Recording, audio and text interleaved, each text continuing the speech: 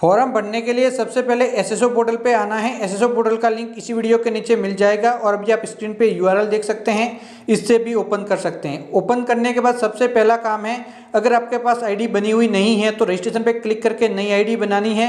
अगर पहले से आईडी बनी हुई है तो नई आईडी किसी को भी नहीं बनानी है, उसी आईडी का इस्तेमाल करना है। तो एक बार नई एसएसओ आईडी बना ली या फिर पहले से बनी हुई है तो उसी एसएसओ आईडी का इस्तेमाल करके सबसे पहले एसएसओ आईडी आप दर्ज करेंगे, उसके बाद उसके पासवर्ड आप यहाँ पे दर्ज करेंगे, उसके बाद कैप्चा कोड और उसके बाद लॉगिन करेंगे। तो यहाँ पे आप एसएसओ आईडी दर्ज करेंगे, अभी आप स्क्रीन पे देख सकते हैं, और उसके बाद उसके यहाँ पे एसएसओ आईडी, पासवर्ड और कैप्चा कोड दर्ज करके लॉगिन पे क्लिक करेंगे। उसके बाद सर्च के अंदर आपको रिक्रूटमेंट टाइप करना है और रिक्रूटमेंट पोर्टल दिखाई देगा, यहाँ पे जस्ट आप क्लिक करेंगे और आप इस पोर्टल पे आ जाएंगे। यहाँ पे आने के बाद पहला काम है ओटीआर रजिस्ट्रेशन पे क्लिक करना। अगर आपका पहले से ओटीआर रजिस्ट्रेशन हो रखा है तो यहाँ पे बता देगा, अगर नहीं हो रखा तो नया करना होगा। अगर कर रखा है तो करने की जरूरत नहीं है, एक बार ही ओटीआर रजिस्ट्रेशन होता है। तो यहाँ पे ओटीआर रजिस्ट्रेशन करने के लिए एक तो आप जन आधार कार्ड से कर सकते हैं, अगर जन आधार कार्ड से नहीं करना चाहते तो यहाँ पे जस्ट नीचे ऑप्शन मिलेगा, तो यहाँ से आप जन आधार कार्ड से बड़े ही आसानी से जन आधार कार्ड नंबर डाल दो, फेस मेंबर डिटेल क्लिक करो और कर लो। अगर नहीं करना चाहते तो यहाँ पे क्लिक करेंगे तो आधार कार्ड का ऑप्शन मिलेगा, तो आप आधार कार्ड से भी कर सकते हैं। दोनों से करने का प्रोसेस लगभग समान है। तो यहाँ पे आधार कार्ड नंबर दर्ज किए, एग्री पे क्लिक किया, यहाँ पे क्लिक किया, सेंड ओटीपी, ओके, और ओटीपी नंबर मिलेंगे उसे यहाँ पे दर्ज करके वेरीफाई ओटीपी पे क्लिक करेंगे।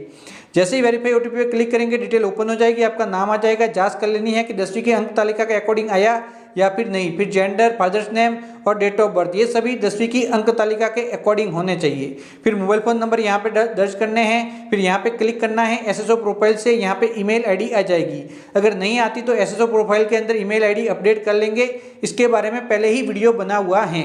तो वहाँ ये काम कंप्लीट करने के बाद आपको वेरीफाई ओटीपी पे क्लिक करना है, आपकी डिटेल आएगी, फिर से जाँच करेंगे। उसके बाद यहाँ पे क्लिक करेंगे, एक ओटीपी नंबर भेज दिए जाएंगे, उस ओटीपी नंबर को यहाँ पे दर्ज करना है। ओटीपी नंबर दर्ज करने के बाद वेरीफाई, फिर ओके पे क्लिक करेंगे, फिर ओके पे क्लिक करेंगे। उसके बाद यहाँ पे इस प्रकार से डिटेल आ जाएगी, तो आप पे फी पे क्लिक करके इसकी फीस पेमेंट कर लेंगे। ये फीस पेमेंट भी एक बार होती है, एक बार आपने कर ली है, पहले से कर चुके तो करने की जरूरत नहीं की है तो पे फी पे क्लिक करके पेमेंट करना होगा। तो जैसे ही पे फी पे क्लिक करेंगे, पेमेंट गेटवे के लिए यहाँ पे रिजर्व और अनरिजर्व कैटेगरी आएगी। अगर आप रिजर्व कैटेगरी में आते तो रिजर्व लेना, अनरिजर्व में आते तो अनरिजर्व लेना। रिजर्व पे क्लिक करेंगे तो पता लग जाएगा कौन कौन से रिजर्व में आते हैं। तो डिसेबल है तो यस ले लेना है, नहीं है तो नो। और रिजर्व कैटेगरी कौन सी है नीचे दी गई, अभी आप स्क्रीन पे देख सकते हैं। उसके बाद कैटेगरी में आते हैं तो यहाँ पे फी पे क्लिक करना है, ओके पे क्लिक करना है, और यहाँ से जो भी आपके लिए पेमेंट ऑप्शन सही है उस पेमेंट ऑप्शन का चयन करके आपको पेमेंट कर लेना है। जैसे ही आपका पेमेंट कंप्लीट हो जाएगा वापस इस पेज पे आ जाएंगे, फिर व्यू रिसिप्ट पे क्लिक करके रिसिप्ट की प्रिंट आउट निकाल के अपने पास सुरक्षित रख लेनी है। तो इस प्रकार से इसकी प्रिंट आउट निकाल लेनी है। तो ये एक काम कंप्लीट हो गया। उसके बाद करनी है ओटीआर ई-केवाईसी, जो कि अभी नई प्रारंभ की है, ये सभी को करना अनिवार्य है। तो ओटीआर ई-केवाईसी के लिए एक लाइव फोटो कैप्चर करना है। जिस स्टूडेंट का ये फॉर्म भरा जा रहा है उसका जो भी फोटो कैप्चर करें उसका बैकग्राउंड जो रहेगा वो व्हाइट होना चाहिए और यहाँ पे क्लियर फोटो आना चाहिए, क्योंकि यहाँ पे सेल्फी अपलोड करनी है। तो जस्ट टेक फोटो पे आपको क्लिक करना है।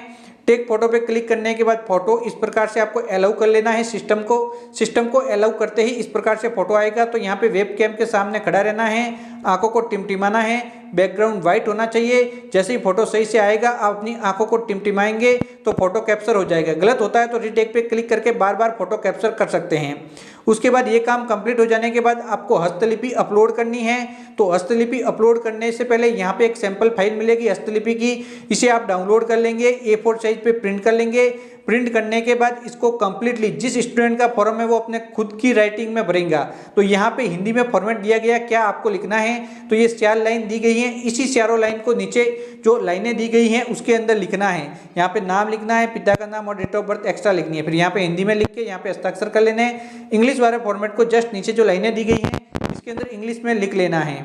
नाम, फादर्स नेम और डेट ऑफ बर्थ यहाँ पे लिखनी होगी जो खाली जगह दी गई है, तो यहाँ पे नीचे लिख लेना। यहाँ पे फिर हस्ताक्षर हो जाएंगे यहाँ पे, तो जहाँ जहाँ हस्ताक्षर करें वहाँ पे हस्ताक्षर कर लेना। फिर एसएसओ आईडी, फिर ओटीआर नंबर और उसके बाद परमानेंट एड्रेस लिख लेना। फिर स्कैन करके फाइल को यहाँ पे अपलोड कर लेना है। यहाँ पे साइज दी गई है, इस साइज के अंदर स्विच फाइल पे क्लिक करके फाइल को आप अपलोड कर लेंगे।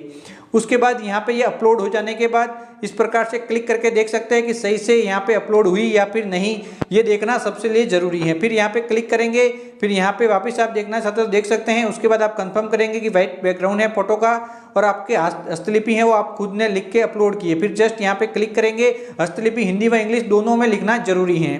तो यहाँ पे आप OTP नंबर डाल के फाइनल सबमिट पे क्लिक करेंगे जो भेजे गए हैं आपको, फिर ओके पे क्लिक करेंगे और आपकी OTR eKYC हो जाएगी और आपको मैसेज मिल जाएगा और eKYC का ऑप्शन हट जाएगा।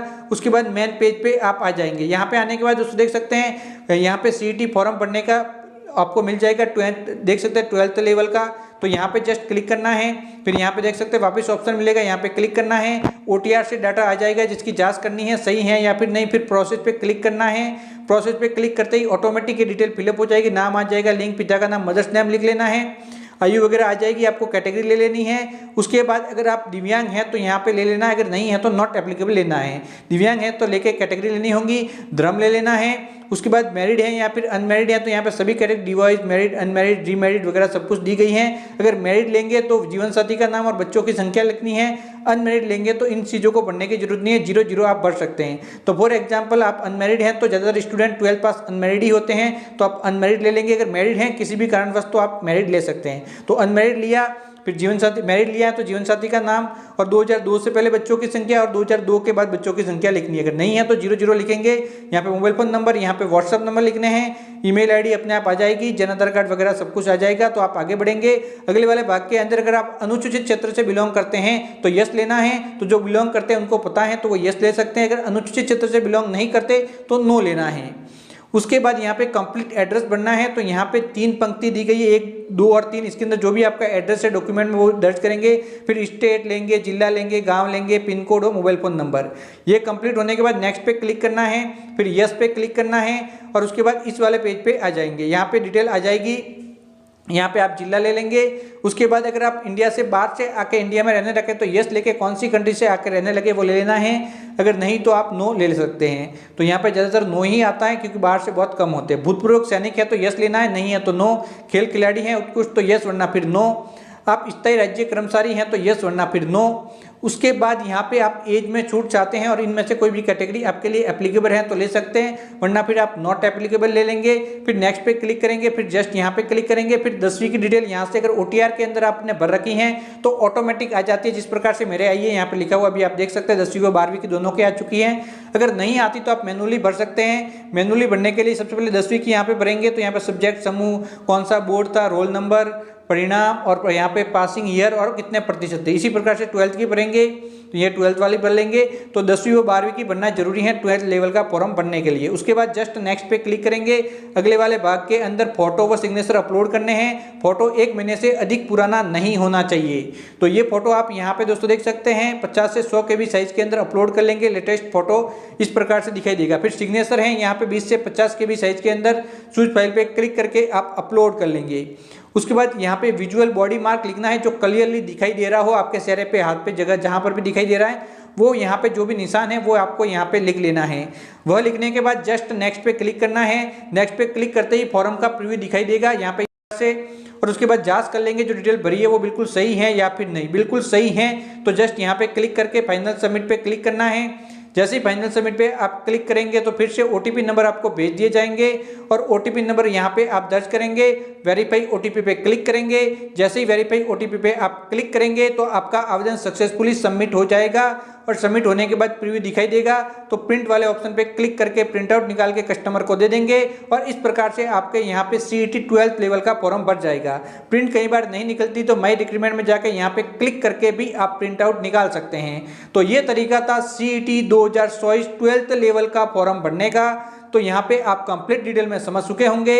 जानकारी अच्छी लगी हो तो चैनल को सब्सक्राइब करके ऑल नोटिफिकेशन ऑन करना बिल्कुल आपको नहीं भूलना है। तो बाय बाय दोस्तों।